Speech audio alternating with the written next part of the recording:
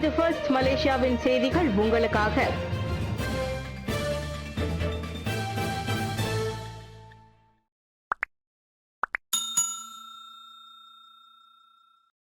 December 20 முதல் Johor Singapore பாலம் அனைவருக்கும் திறக்கப்படுகிறது.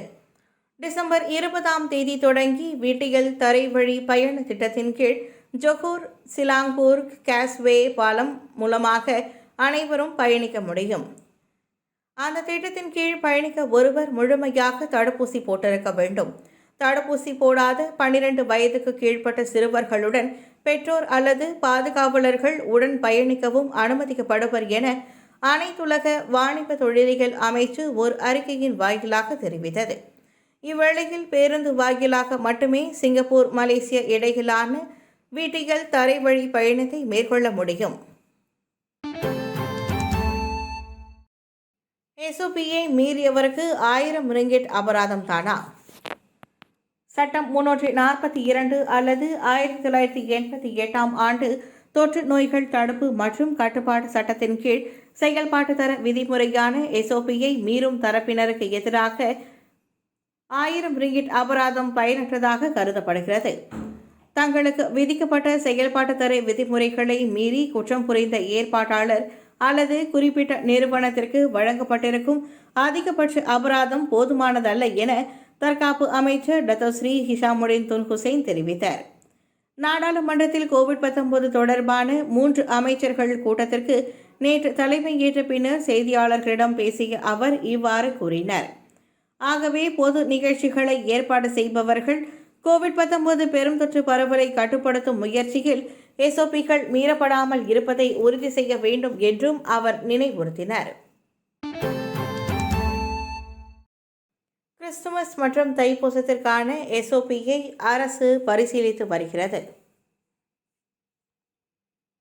மக்களின் பாதுகாப்பு மற்றும் ஆரோக்கியம், உருமாறிய ஒமிக்ரான் தொற்று பரவல் ஆகியவற்றை கருத்தில் கொண்டு கிறிஸ்துமஸ் மற்றும் தைப்பூசம் கொண்டாட்டங்களுக்கான செயல்பாட்டு தர விதிமுறையான SOPயை அரசாங்கம் இன்னும் பரிசீலித்து வருவதாக தற்காப்பு அமைச்சர் டத்தோஸ்ரீ ஹிஷாமுடின் துன் ஹுசைன் தெரிவித்தார். கிறிஸ்துமஸ் கொண்டாட்டத்தின் போது பிரார்த்தனைகள், உறவினர்கள் வீட்டிற்கு செல்வது, நேரடியாக நிகழ்ச்சிகள் படைப்பது, வீடுகளுக்கு சென்று பாடல்கள் பாடுவது, கிறிஸ்துமஸ் சந்தைகளுக்கு செல்வது ஆகியவை தொடர்பான SOPயில் கவனம் செலுத்தப்படும் என்று ஹிஷாமுடின் தெரிவித்தார். இதனிடையே தைப்பூசத்திற்கு ஆலயங்களில் மேற்கொள்ளப்படும் வழிபாடுகள் தொடர்பான SOPயில் கவனம் செலுத்தப்பட்டு வருவதாக அவர் கூறினார். ரத ஊர்வலம், காவடி, பால்குடம், முடி காணிக்கை, ஆற்றங்கரையில் மேற்கொள்ளப்படும் சடங்குகள், கடைகள் திறப்பது குறித்தும் கவனம் செலுத்தப்படும். மாணவர் பகடிப்பதை 10 மாணவர்கள் MRSM கல்லூரியில் இருந்து நீக்கம். அண்மையில் வைரலான காணொளியில் சக மாணவரை பகடிவதை செய்த பேராக் குவாலா கங்சார் MRSM மாரா இளநிலை கல்லூரியை சேர்ந்த 10 மாணவர்களை அக்கல்லூரி நீக்கியிருக்கின்றது.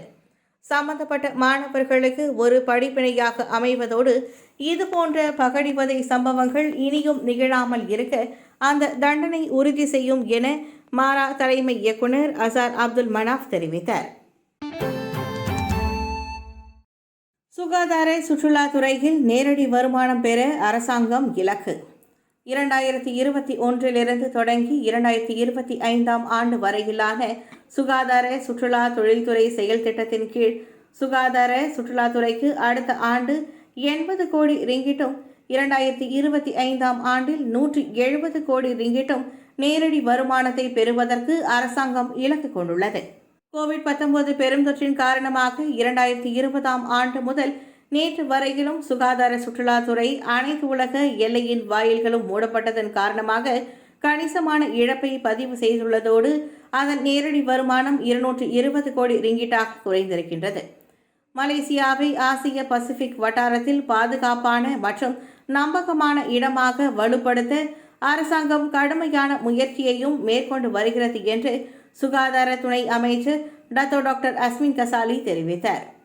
COVID-19 காலகட்டம் வரையிலும் சுகாதாரம் சுற்றுலா துறைக்கு ஏற்பட்ட இழப்பு மற்றும் இந்த துறையை மேலும் புத்துயிர் அளிப்பதற்கு எடுக்கப்பட வேண்டிய முயற்சிகள் குறித்து பாரிட் நாடாளுமன்ற உறுப்பினர் டத்தோ முகமது நிசார் சக்காரியா எழுப்பிய கேள்விக்கு அஸ்மின் கசாலி அவ்வாறு பதிலளித்தார்.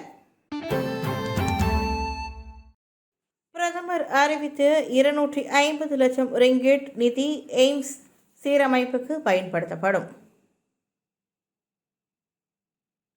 அடுத்த ஆண்டு முதல் எய்ம்ஸ் பல்கலைக்கழகத்திற்கான ஒதுக்கீட்டை 2,50,00,000 ரிங்கிட்டாக உயர்த்த அரசாங்கம் உத்தேசித்துள்ளதாக அண்மையில் நடைபெற்ற மாய்காவின் 75வது பொது பேரவையில் பிரதமர் டத்தோஸ்ரீ இஸ்மாயில் சப்ரி யாக்கூப் அறிவித்தார்.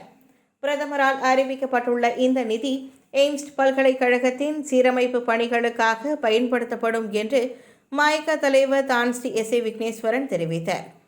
ஆண்டுதோறும் எய்ம்ஸ் பல்கலைக்கழகத்திற்கு அரசாங்கம் 2 கோடி ரிங்கிட் மானியம் வழங்கி வருவதாக பிரதமர் அறிவித்ததை தொடர்ந்து அந்நிதி இத்தனை ஆண்டுகளாக எதற்காக பயன்படுத்தப்பட்டது என்ற கேள்விகளும் சமூக வலைதளங்களில் பரவலாகி வருகின்றது.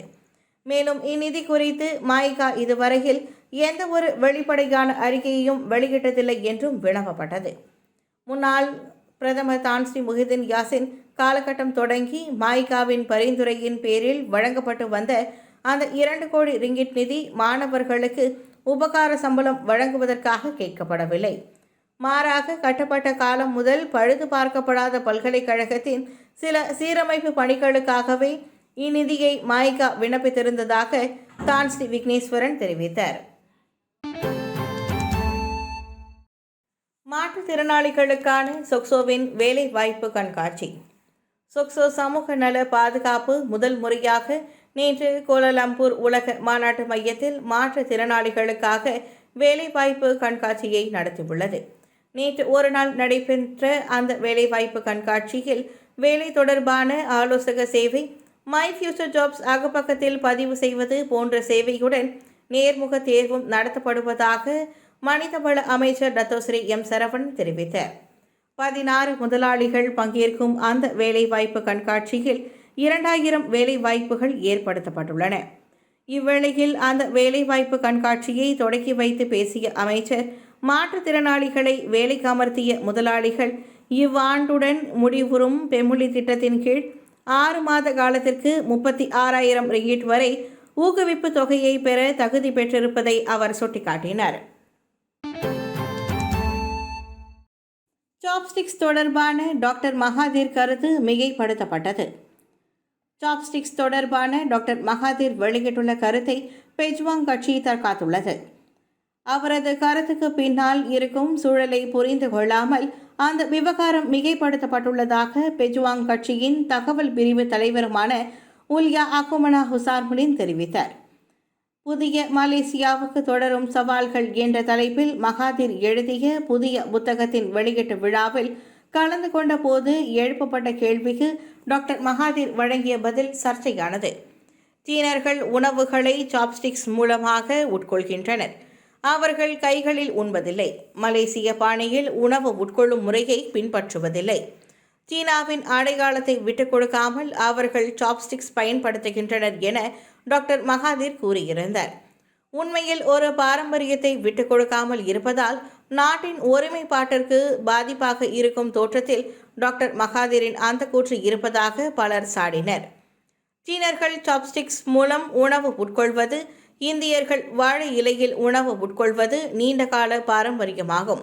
பாரம்பரியத்தை விடாமல் பின்பற்றுவதால் நாடு மற்றும் ஒற்றுமை உணர்வுக்கு முன்னுரிமை கொடுப்பதில்லை என்று வியாக்கியானப்படுத்தியதை ஏற்றுக்கொள்ள முடியாது என்று பல நெட்டிசன்களும் கருத்துரைத்தனர்.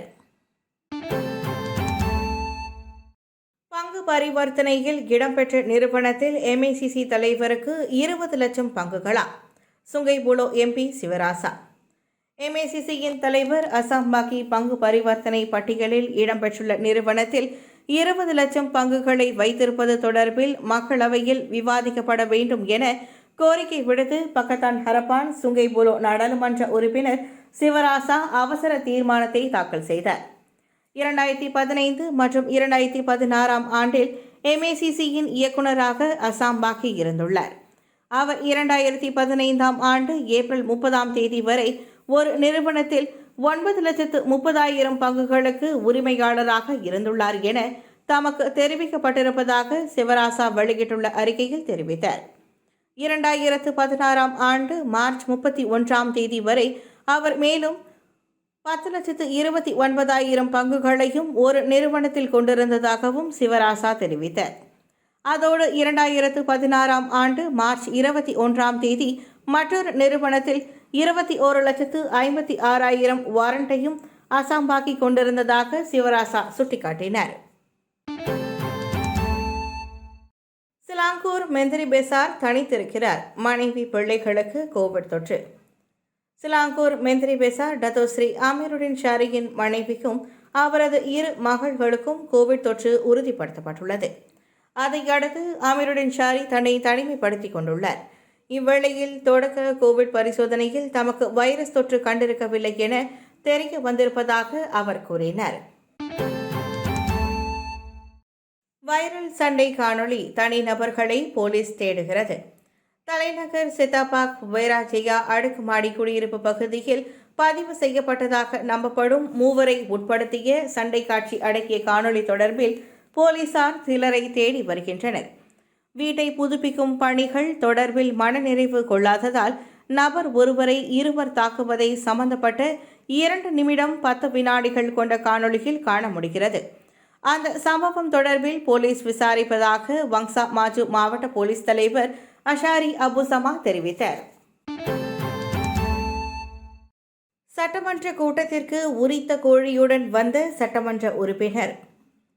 2022ஆம் ஆண்டுக்கான பேரா வரவு செலவு திட்டம் மீதான விவாதத்தில் பங்கேற்பதற்கு உலுகிந்தா சட்டமன்ற உறுப்பினர் முகமது அராஃபட் வரிசை முகமது உரித்த கோழியுடன் சட்டமன்ற கூட்டத்திற்கு வந்து பெரும் அதிர்ச்சியை ஏற்படுத்தினார். பொருட்களின் விலைவாசி உயர்வு அளவுக்கு அதிகமாக இருக்கிறது. இந்த விவகாரத்தில் தோட்டம், விவசாயம் மற்றும் பேரா உணவு தொழில்துறைக்கு பொறுப்பு வகிக்கும் ஆட்சிக்குழு உறுப்பினரும் பாஸ் குனுங் செமகோல் சட்டமன்ற உறுப்பினருமான ரஸ்மான் ஜக்காரியா விலைவாசி உயர்வு பிரச்சினைக்கு கூடுதல் கவனம் செலுத்த வேண்டும் என்பதை வலியுறுத்தும் பொருட்டே உரித்த கோழியோடு சட்டமன்ற கூட்டத்திற்கு வந்ததாக முகமது அரஃபத் தெரிவித்தார். விலை உயர்வுக்கு என்ன காரணம் என்பதை அறிந்து கொள்ள மொத்த விற்பனையாளர்கள், முதலீட்டாளர்கள் மற்றும் சில்லறை வர்த்தகர்களுடன் கலந்துரையாடல் நடத்தப்பட்டதா என்றும் ஆட்சிக்குழு உறுப்பினரிடம் வினவ விரும்புவதாக முகமது அரஃபத் தெரிவித்தார். நூர் சஜத்தின் வீட்டிலுள்ள பொருட்கள் ரிங்கிட் மலேசியா 1,32,000 ஏலம் விடப்பட்டது. கோதா டாமன்சரா ஜாலான் போலோவில் உள்ள விளம்பர பொருட்களின் தொழில் முனைவர் நூர் சஜத் இல்லத்தில் இருந்த 40 தளவாட சாமான்கள் மற்றும் வீட்டு பொருட்கள் நேற்று ஏலத்திற்கு விடப்பட்டது. சோஃபா செட்டுகள், ஏர் கண்டிஷன்கள், சமையல் அறை பொருட்கள், துணி துவைக்கும் இயந்திரங்கள் மற்றும் பெரிய அளவிலான பியானோ கருவியும் ஏலமிடப்பட்ட பொருட்களில் அடங்கும்.